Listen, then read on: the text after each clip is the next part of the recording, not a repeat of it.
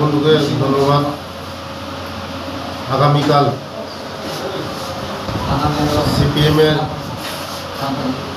ধর্মঘট টাকাকে নিয়ে আজকে আমাদের 29টি মণ্ডলের মধ্যে আমাদের আলোচনা হয়েছে।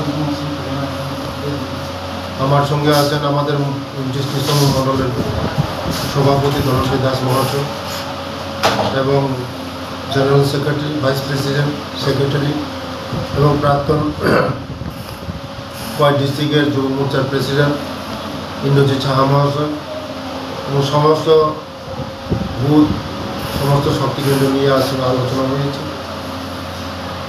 ধর্মঘট মানুষের জীবনকে সমস্যা নিয়ে আসে। সমস্যা ধর্মঘটই যে ধর্মঘট করলে সমস্যার সমাধান হবে এটা কোনো কথা না। আলোচনার মধ্যে সব সমস্যার সমাধান করা যায়। কিন্তু এই ধর্মঘট অনেক মানুষের যারা রুজি রোজগার করে, যারা গরিব মানুষ, তাদের কথাও চিন্তা করতে হবে। যারা পরীক্ষার্থী আছে তাদের কথাও চিন্তা করতে হবে। যারা শ্রমিক মানুষ আছে, যদি একবেলা কাজ না হয়, একবেলা রুটি জুটে না এমন বোধ আছে, তার জন্য আগামীকালের যে ধর্মঘট আমরা মানছি না, মানব না।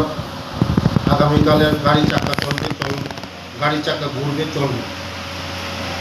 কারণ মানুষের যে সমস্যাগুলি কথার মাধ্যমে, আলোচনার মাধ্যমে সমস্যার সমাধান করে, এই ধর্মঘট করে কোনো সমস্যা হয় না।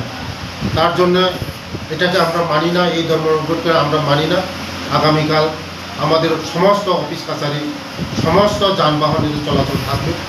আমরা মাঠে ময়দানে নামবো, মাঠে ময়দানে থাকবো। আগামীকালের সব এই সিপিএমের যে চক্রান্ত, সিপিএম এবং কংগ্রেসের যে চক্রান্ত, আমরা এটা আমরা চক্রান্তকে এটা বিফল করব, মানুষের সঙ্গে থাকব।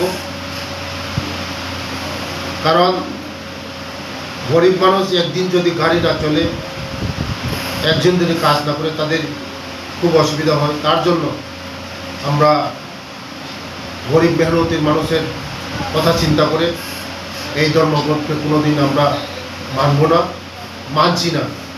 কারণ কালকে যেভাবে স্বাভাবিক চলবে, গাড়ি ঘোড়া চলবে, অফিস আদালত চলবে, সব চলবে না।